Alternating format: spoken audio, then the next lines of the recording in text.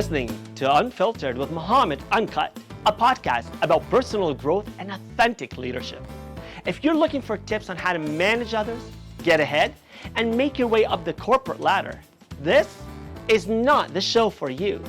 This podcast is about being of service to others, leading from the heart, and evolving into a better version of yourself.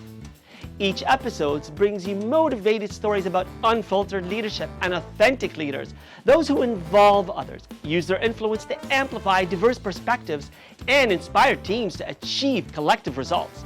If this sounds like you, keep listening. I'll start over.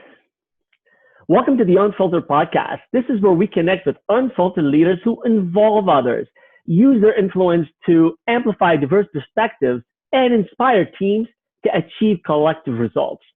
I hope this podcast helps you develop into a better version of yourself every day and to grow into a leader who can lead others authentically, role model, not role play, genuine values that build trust and inspire others to become better versions of themselves. And today, we are here with Aisha Arshad, someone who does just that. Every single day, she inspires people to become better versions of themselves, to become that unfiltered leader, that unfiltered person who wants to do better, become better, and is better. So without further ado, we're going to turn around to our guest, Aisha. Good morning, and how are you doing? Good morning, Mohammed. I'm doing wonderful. How are you? Good, thank you. Good. Welcome to the podcast. Thank you. Thank you for having me. So I'm going to start by sharing a story with you about something that happened to me today. So normally when I start my days, I'll go on the veranda and I'll have a coffee with my mom. She's 86. I'm blessed that she lives with me. And I'll caption it for, mind you, this is Snapchat. So it's a place where I can be myself. I can be silly, and I caption it for my friends on Snapchat. And I normally say, good morning, how's everybody? But today it was a little different. I said, appreciate what you have in the present moment. And that was my message. And then, I'm sitting down having breakfast with my wife, started watching Super Soul with Oprah. Oh, yeah. And he's talking about mindfulness and the need to be mindful and present and so forth. And I thought, wait a minute, this is what we're going to be talking about in our podcast today. So I believe in things happening for a reason. There's a reason I captioned the message of good cheer to my friends, and the reason I was watching Oprah and John this morning, and the reason that I'm with you. So please introduce us to who you are, what you do, and how you inspire people every day with your unfiltered leadership and your desire to help them become better versions of themselves. Well, I want to start by thanking you, Mohammed, for inviting me to your podcast. It's really a pleasure to be here. So the audience that I serve is high-achieving Muslims. And my goal is to help them shine, basically. And I do that by helping them feel confident of their faith and their Muslim identity while also living their best life. That's an important conversation to be having these days, especially you're in the United States, you're in Canton, Michigan, so, where we're kind of neighbors just down the street from each other. Right. But in a place, especially post September 11th, where it's, there's a lot of Islamophobia, and there's Muslims can be a little trepidatious about showing their Muslimness, right? It's kind of difficult, but you help them get past that, I take it. Right. And really, I would say that the core of my message is that what I want Muslims to understand is that they can be confident of their faith and also be engaged, active members of American society at the same time. A few years ago, I was privileged to be a researcher on a research study done by ISPU, the Institute for Social Policy and Understanding, where it was called Muslims for American Progress, where we looked at Muslims who are change makers in their respective professions and how they're contributing to American society. And so I don't feel like there's a disconnect or that they're mutually exclusive. I feel like we can be our best selves. We can be true to our faith. We can be true to who we are while also being engaged in the society around us. So. I completely agree with you. This is something that I believe, whether we're Muslim, Christian, Jewish, we don't practice the faith, whether, it's the idea that wholeness and that centeredness and the belief of being good and doing good it's universal. And so, while I see that you cater a lot of what you do to your niche is primarily a Muslim audience. But in learning about you and what you've been doing for the past 25 years in professional development, I can see that your message is quite universal. Would you agree with me? I do, absolutely, because I think that all human beings have this internal drive to want to excel in their life. I don't think that that's, particular to any one faith. When we are serving a particular audience, obviously we tap into, sources specific to that faith when we're giving our message, but the message itself is universal, as you say. Can I ask you what prompted you, what gave you the desire to want to work in this field, and particularly with a Muslim audience? Well, there were a couple of things, but I would say one kind of turning point in my life. So previously, in my previous life, as I sometimes say, I worked in the corporate world. So I was in corporate IT. I did my master's in educational technology. So I was a trainer at a school where I trained people in technology. And then I decided that I wanted to pivot, and I wanted to go back to school and study my faith. And there were a number of things that prompted this. But for me, at that time, I didn't know that I'd be out teaching people and things like that. But it was really, I wanted to be a good role model for my own kids. I didn't want to be one of those parents that sent their kids to Sunday school or Islamic school and then didn't have any knowledge themselves. So that's kind of what prompted the journey. But then a few years ago, I had a turning point where a distant relative of ours went on the radio and publicly declared that he was no longer a Muslim, that he had become an atheist. And I heard about this through another family member who couldn't believe it. She heard his voice and she couldn't believe it was him. So she Googled the show and saw his name and his picture.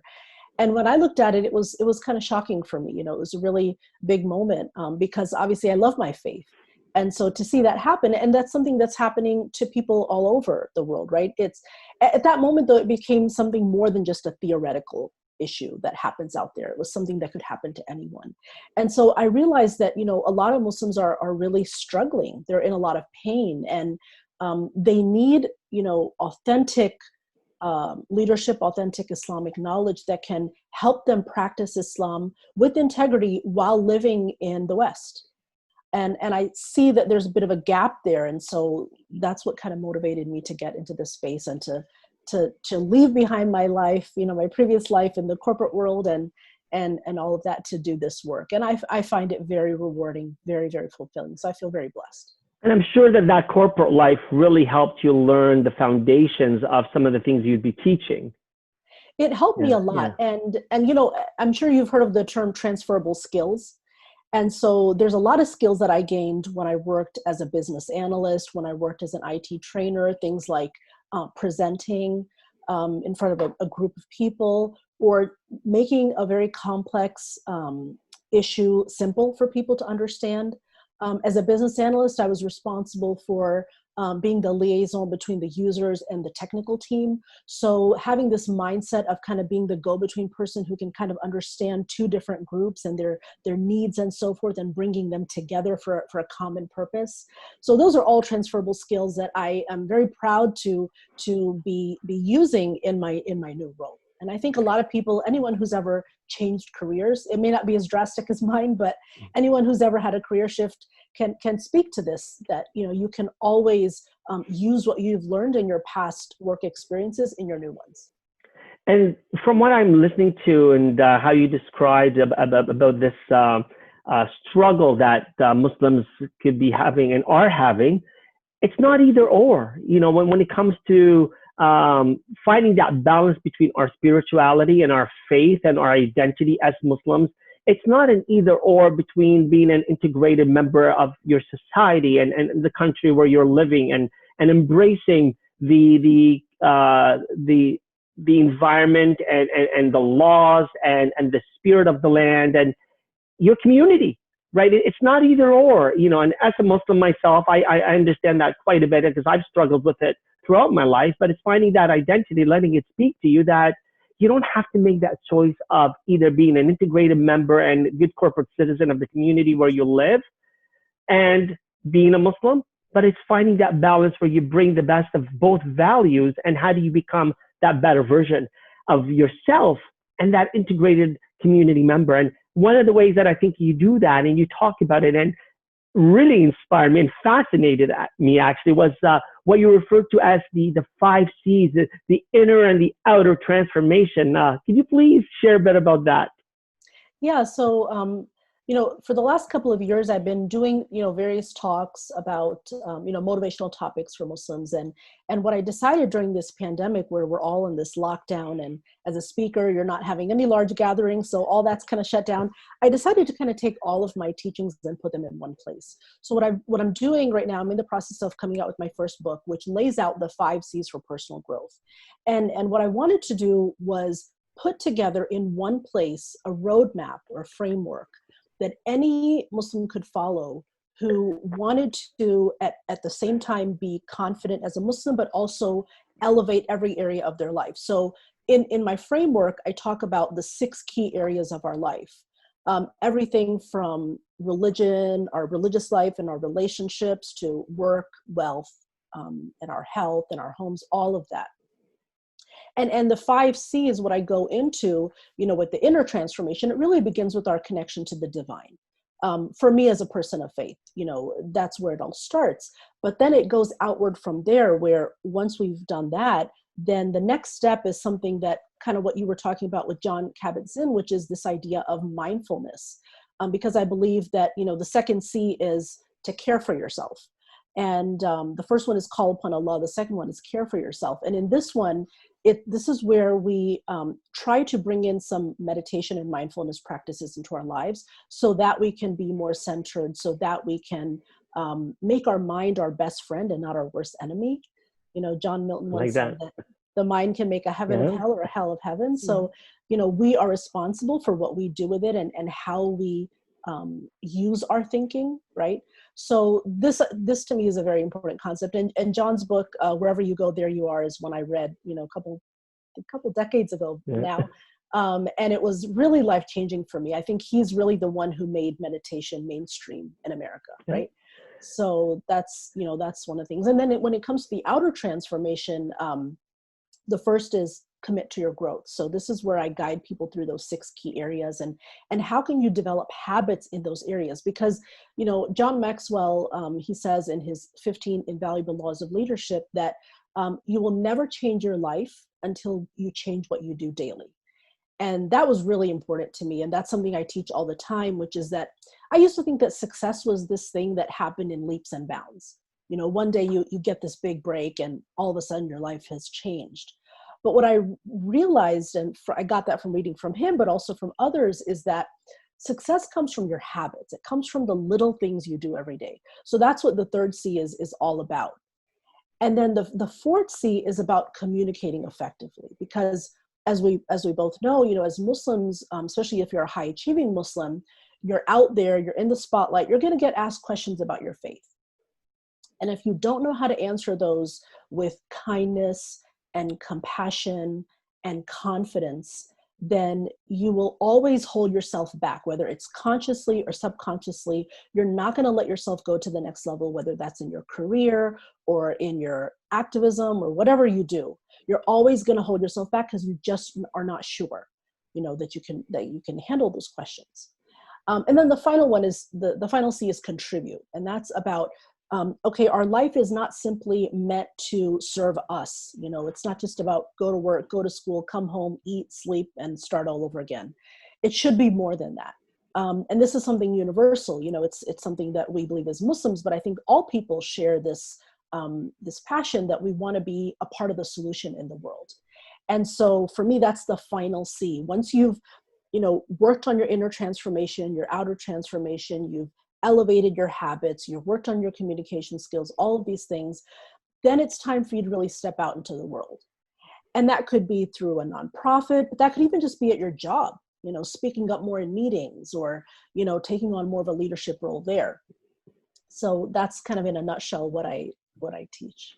Oh, nutshell, I think that's a mountain of information and very helpful information. And again, I say fascinated because you may know about me. I'm a strong believer in emotional intelligence and the need for us to understand, the workings of our heart and the transformation of our minds and our souls, because we understand ourselves. We have that awareness. And something else that John Kabat-Zinn was saying that I've was reminded of this morning is that awareness is what builds compassion.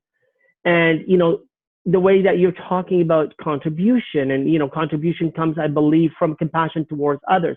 But we can't develop that contribution and compassion towards others until we first practice self-compassion. And I think that's really important. And in emotional intelligence, there's this balance between social responsibility and assertiveness, right? And being able to take care of yourself at the same time, you want to take care of others. And I know from myself, I find myself always striving to do things for the community, but there's this balance where if we're not looking after ourselves, if we're sick, if we're hurting, we're not going to be able to help others because we need help first.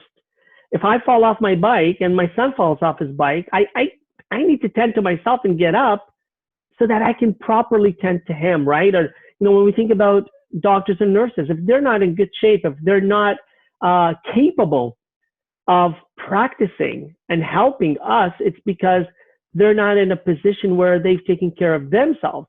So that self-help, we've got to start with ourselves. And I think there's that balance or lack of balance is people sometimes tend to think that, oh, well, I don't want to be selfish.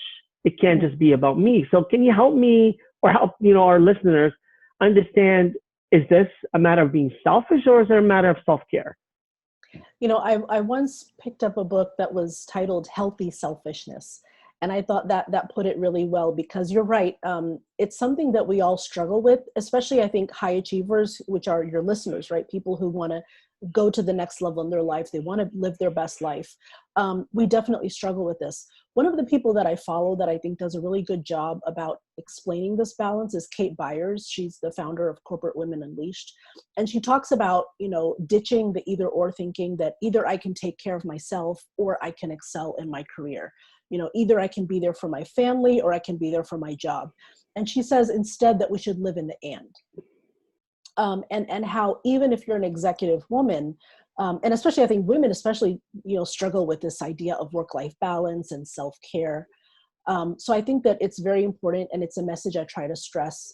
I remember one time I did a workshop about, this whole idea of, self-care and everything, and unapologetically Muslim, and how can we be confident of our faith while also taking care of ourselves and so forth. And I had a woman come up to me afterwards and she said, it's so refreshing to hear a sister talk about self-care, about investing in ourselves, because I totally agree with you. It's so easy to overlook, especially for people who are driven. And we all have different things that we neglect ourselves for. So for some people, it's their family. They'll neglect their needs because they feel like they have to in order to take care of their family. For other people, it's their jobs. They feel like everything else can take a back seat because right now they're working towards a promotion, or they just landed this big new contract. So their health, everything else has to just take a back seat.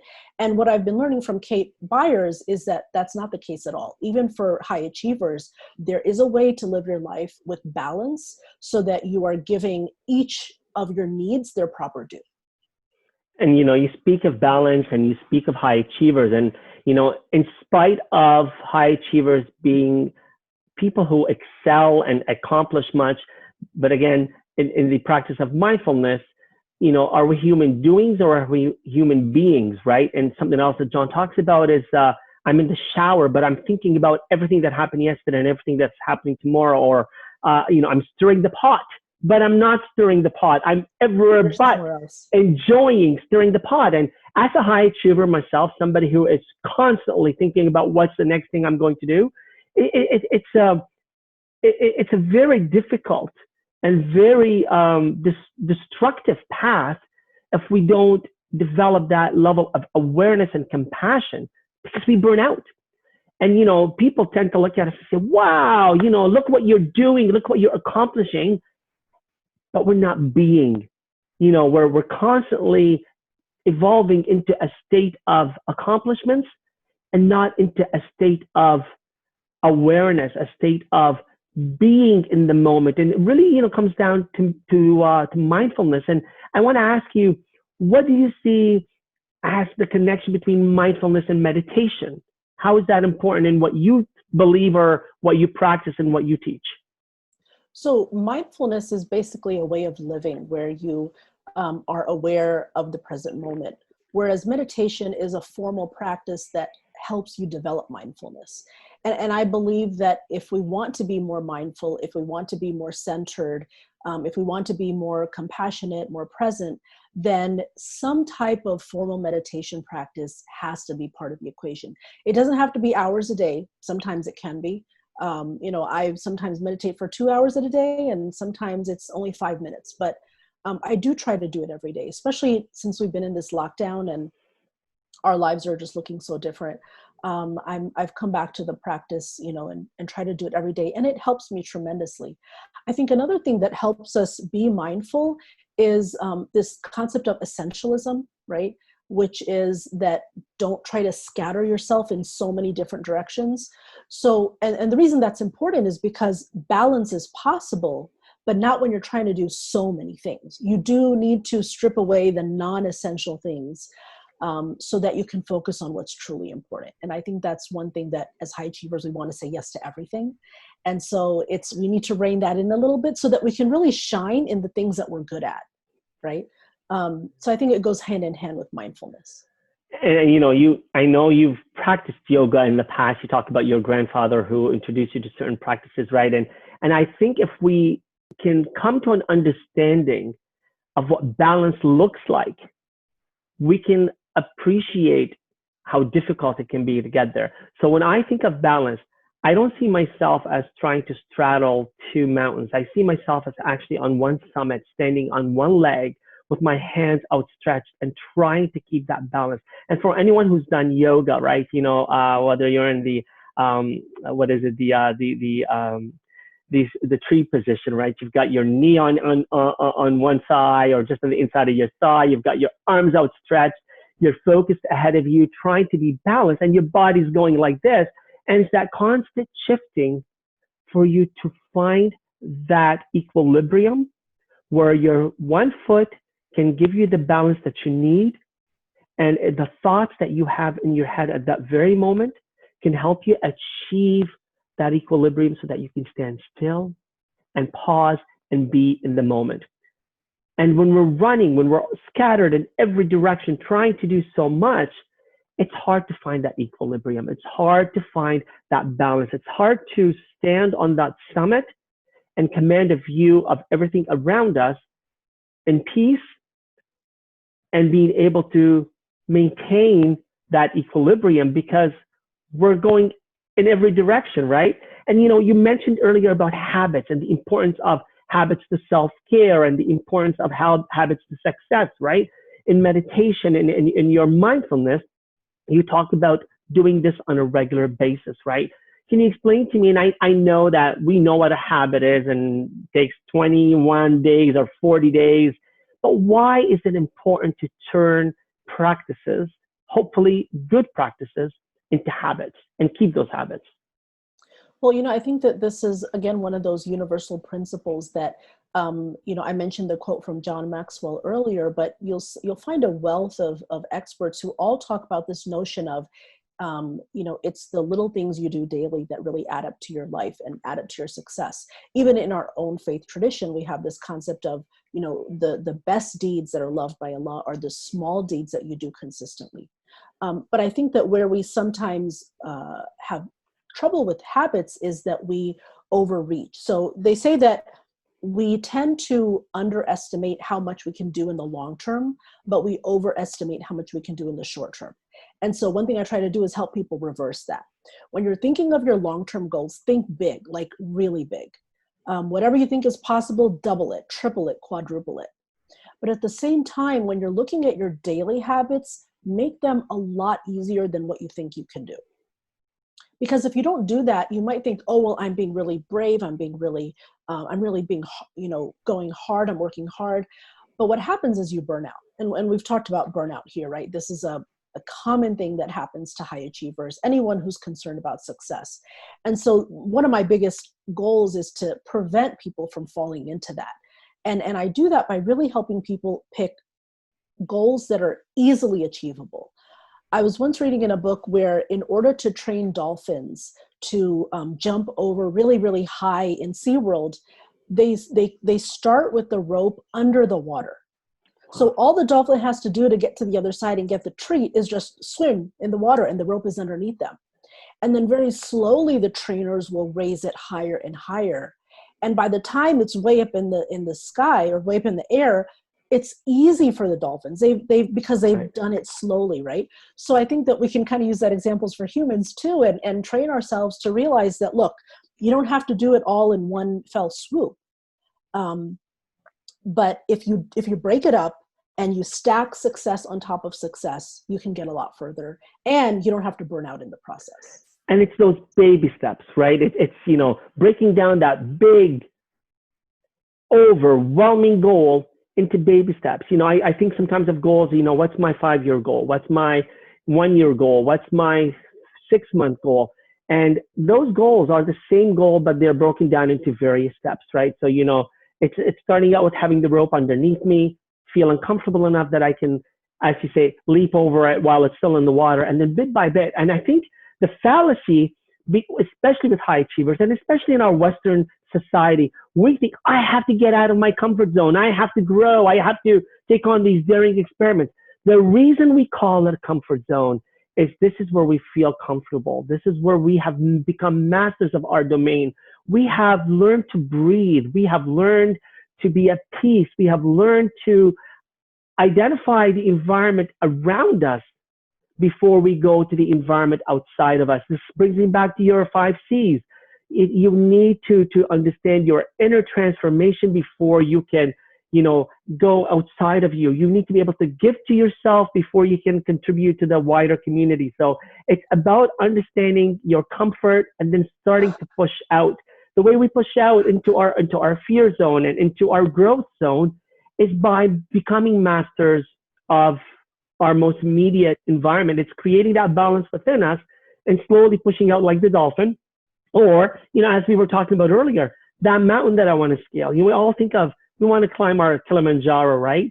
Because being able to stand atop that summit and the view that it commands and the peace that comes with being on top of the summit.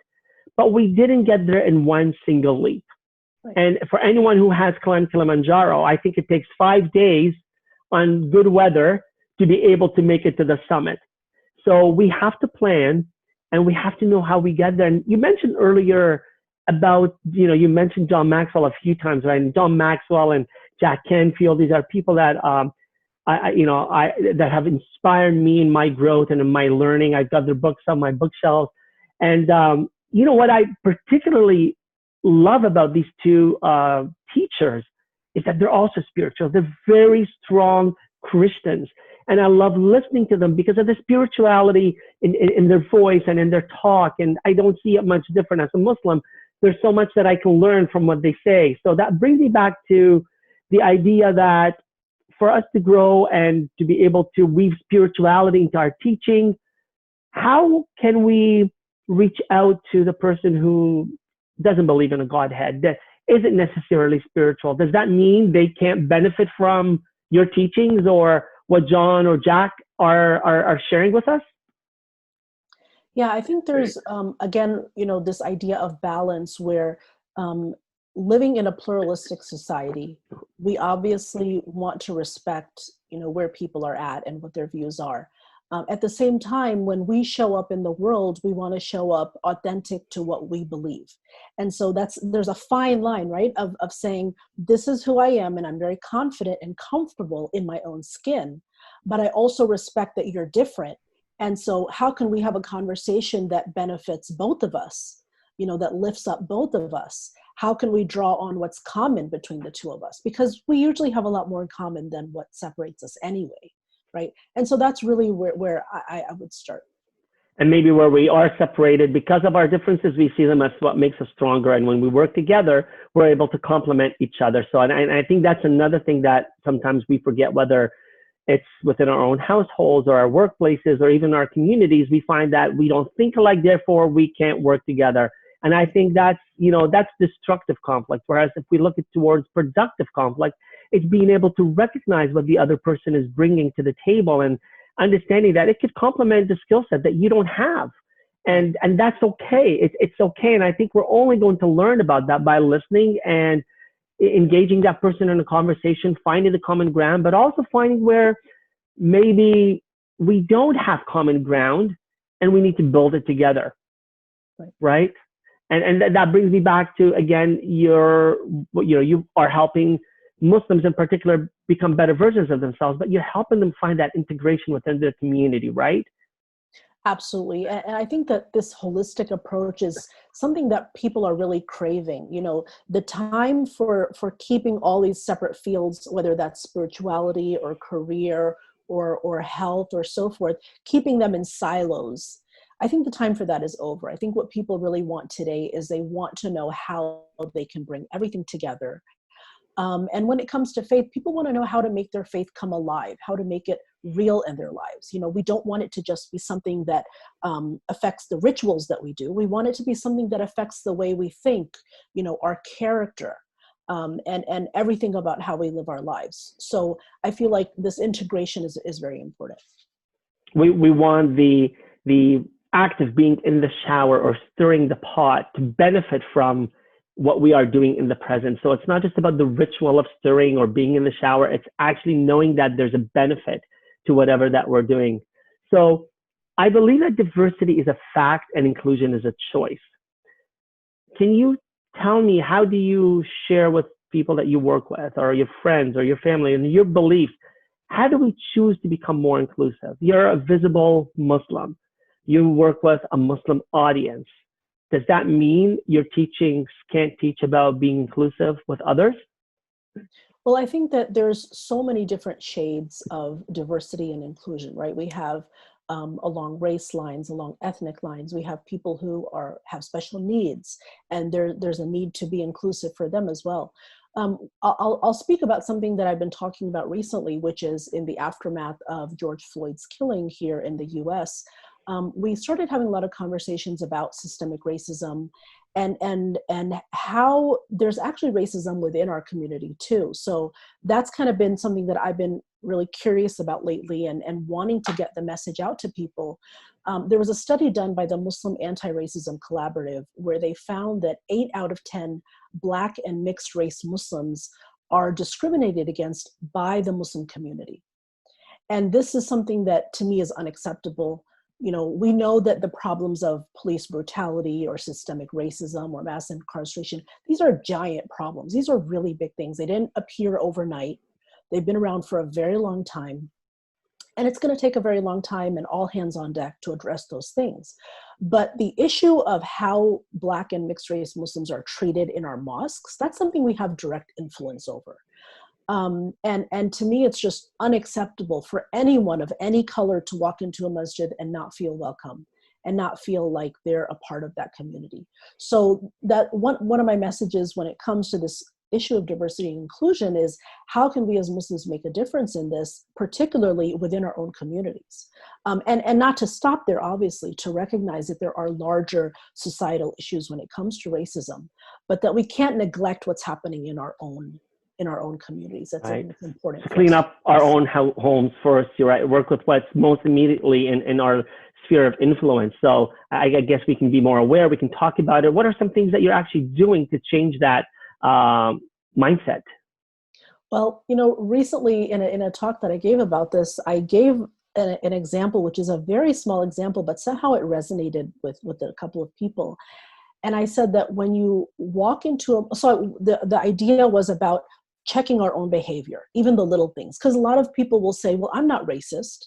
You know, I don't, believe in hurting someone because of their race or whatever. But then when we check ourselves and we check our behaviors, those little things we do, we notice that there is some hidden racism in there. And so I gave the example of how many times have you been in a mosque where there's a white Muslim mother with her baby, and everyone will go up to her and tell her how cute and beautiful her baby is. Now, ask yourself, how many times have you seen a Black Muslim mother with her baby? And how many times do people walk up to her and tell her how beautiful her baby is. And this really resonated with people. They realized, wow, I do that, or I don't do that, right? And this is, or just even greeting people after the prayer is over, right? When the prayer is over, you turn to the person to your left and to your right, and you greet them. Well, not right now. You're supposed to stay away from everybody, but before that, we did. Right? Hand to the And heart. so it's really hard. Yeah, exactly. You just do that. But I asked people. I said, how often do you go out of your way to greet people who are not from your ethnic background? Right. And these are little things where I'm not talking about heinous, examples of racism, but racism begins with the little things, and we can't overlook them. So those are some of the It is those biases that we all have, but understanding how our biases may, take us down the path where we're reacting or behaving in a wrong way, right? So a bias is okay. It's natural. We all have biases, but if that bias is, in allowing us or facilitating us to make a mistake or to be racist or to go up to the white, mother with her white baby and say, how cute. And that story resonates with me. It doesn't just happen in a masjid, in a mosque. It happens everywhere, right? There was a study where Black children were asked, what doll is the pretty doll? And they were shown a white doll and a black doll. And guess what? The white doll was the pretty doll. The black doll was the ugly doll. Which doll is the good doll? Guess what? The white doll is the good doll, and the black doll is the bad doll, right? And so even in our Western culture, everything that's inherently white is pure and clean, and everything that's inherently black is inherently dark and evil and dirty and ugly, right? And so it's being aware of those biases. It's being aware, because we're not going to be able to practice compassion until we are practicing it within ourselves and we gain that awareness. And I would want to ask you, and I could talk with you for another 2 or 3 hours, right? But I want to be respectful that we have you for the short time that we do today. And hopefully we'll get you back on here in the future. One of the things I want to ask you, what does all this have to do with leadership? I think leadership is one of the qualities of a good leader, is someone who can value all their team members regardless of who they are, not just regardless of their race or ethnicity, but also regardless of their individual strengths, because we all have our own biases in terms of like which personality characteristics we like to see in an employee, right? That person's really driven. They must be a good employee. She's always quiet. She's probably not very engaged. But that's not always true, right? Introverts versus extroverts. We often assume that the introverts are just not as involved or don't care as much because extroverts are the ones always speaking up in meetings and raising their hand and so forth. But what we need to do as good leaders is to try to involve everybody and find ways that, every team member can feel valued and feel like they're a part of the mission. So I definitely think that this has, really direct bearing on good leadership, which is appreciating diversity within your team, and then finding ways to make each and every individual member feel appreciated and valued for who they are. Right. Now you've got the 5 C's, I've got the 3 I's, right? So for me, leadership is really about that involvement. It's being the person who has that self-awareness to involve other people, because when you let others weigh in, they will buy into the vision and the mission that you believe in, right? When you use your influence to listen and amplify different perspectives and you bring people together, this is where you're going to have a richer, stronger, more engaging conversation and even project, right? Whatever you're working on, when you use that influence to bring people together, you're only going to have those differences make you stronger. And then you inspire people. You don't just jump in from out of nowhere and bring a solution to people and then phase out. You have to role model, not role play those behaviors. You have to be authentic. People have to know that you mean what you say, you do what you talk about. And it's really that authenticity that helps you become the better person. And so when you and I are talking about becoming the best version of yourself, it's recognizing that you don't do that independent of others. Yes, you start with your self-awareness, but you build an awareness of others, because you cannot build those great, strong relationships unless you bring those two together. So Aisha, we've reached the moment of the interview where I have what I call the unfiltered thought of the week. So this is something new for me, as I mentioned earlier. These podcasts are relatively new for me. I'm breaking into new ground because I believe I want to give back and learn myself the things that you've helped me learn today. I'm going to be able to find that balance on my summit and be mindful of what you tell me about the 5 C's. But I want to ask you, the unfiltered thought of the week is where I ask my guests to give one piece of advice about becoming a better leader, becoming a better person. So what is the unfiltered thought that you can share with our listeners today about becoming a better leader, a better person? Over to you. I would say, I appreciate that question because I think that's something that really can help a lot of people. And what I would say to that is, if there was one suggestion I could leave you with, one thing that I believe can change your life for the better, whether that's elevating your own life or being a better leader, the one thing that I would leave your listeners with is to begin a practice of journaling.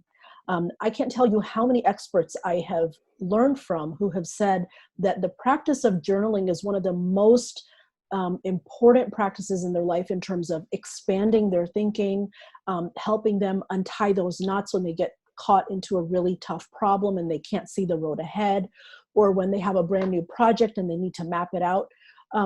Oftentimes, especially as high achievers, we just churn and churn and churn in our own heads. And what that does is it makes us stuck. We can't move forward. We can't go anywhere. We can't figure things out. And as simple as it seems, because I know a lot of your listeners might hear this and say, oh, journaling, come on, that's the one thought you're going to leave me with. But I guarantee you that if you make this a regular practice, you will see growth in your life like you've never seen before. Dean Graziosi, he talks about this in his Winning State of Mind, where he says that anytime he has a big, hairy problem that he can't get through, he will set aside some time to just write, to just pour out all the thoughts he's having about it. We talk a lot about brainstorming, and I guess it kind of relates to that, just emptying out your mind and putting it all on paper. It really has a very powerful effect on helping you get unstuck and helping you figure out the next steps ahead. So that would be my number one tip. And there's our unfiltered thought of the week. And there's a reason that we were taught, or I hope they still teach children to do this, but in grade 3, that was one thing that we were told every day we had to do in class. I think around 3 o'clock in the afternoon, we had to get out our journals and talk about what did we learn that day. And I can't say that I'm disciplined, that I'm still journaling. The word journal means journalier, which means every day, right? So I can't say that I am still doing it every day, but I'm trying to build that habit. And that brings me back to success is about your habits, building good habits where you can build awareness, you can learn to be compassionate, you can practice that knowledge of your belief in something outside of yourself, but first finding it within yourself, learning to alchemize it into something beautiful and powerful, and then taking that message out to the world so that people can see this is the legacy we're going to leave behind. So I'm glad that we had an opportunity to see what legacy you and I are leaving behind in terms of sharing with each other, learning that our differences really do make us stronger. And I appreciate the time that you've given and the things that you've enriched me with today and enriched our listeners. So thank you very much, Aisha, and stay blessed, stay beautiful, and thank you so much for being the unfiltered leader that you are. Thank you so much for having me. I really appreciate it. Thank you. All the best.